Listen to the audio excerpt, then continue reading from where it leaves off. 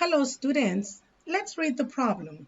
And it says, the scatter plot below shows the scores obtained in Unit Exam 3 for mathematics by a group of students after having attended different days of tutoring. Based on the scatter plot, what would be the expected score for a student who attended 8 days of tutoring? Okay, so what is it that I'm looking for?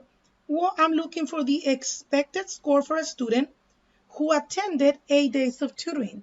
Okay, now if you look at my scatter plot, the days of tutoring are going to be on the x-axis. So I'm basically looking for this number 8, right? And like I said, we have a scatter plot, which means that if you look at the points or the data given to you, not all the points will fit on one single straight line.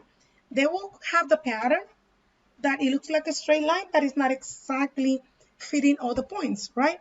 So what I'm looking for is what data will fit the best on the number 8, which is the days of tutoring that we're expecting.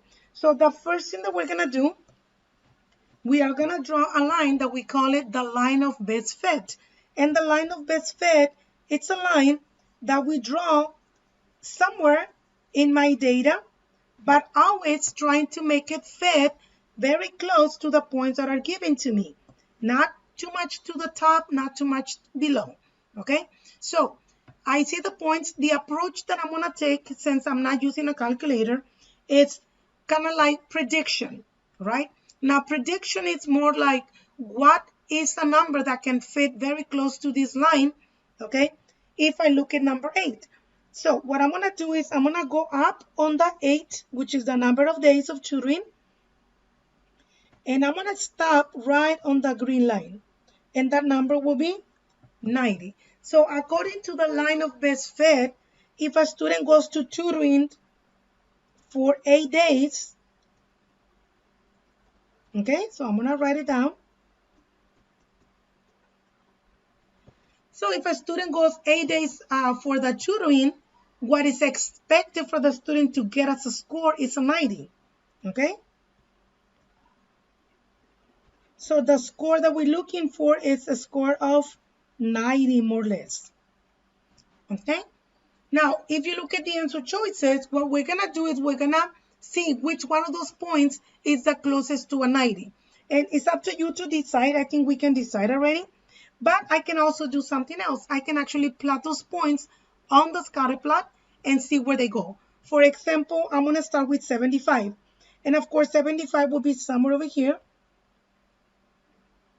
And if I look across, that point will be right there. It's kind of far away from the 90, right? Let's go to the next one. 98 will be right here, very close to the 100. That's kind of close, right? It's closer. And then we go to 65. Which is between those 60 and 70. That's even more further away, right? And the last one is 88. So 88 will be very close to 90. So what point is the closest for us? 88, right? Okay, so this is one of the things that we can do. And again, when can I do this prediction? When the data fits within the other points that are given to me. If I was looking for something that is not on the data that is given to me, I might have to do other things. And like I said, you could have done also on the calculator. So in the calculator, you would choose some points that are very close to this line. For example, you can choose this point that is here, right? That was very nice point for us. I can also choose this one that is way up here, which is 10 and 10. And you can actually use a calculator and the line of best fit, but that's another video, right? So this is one of the ways that I can actually solve for this one.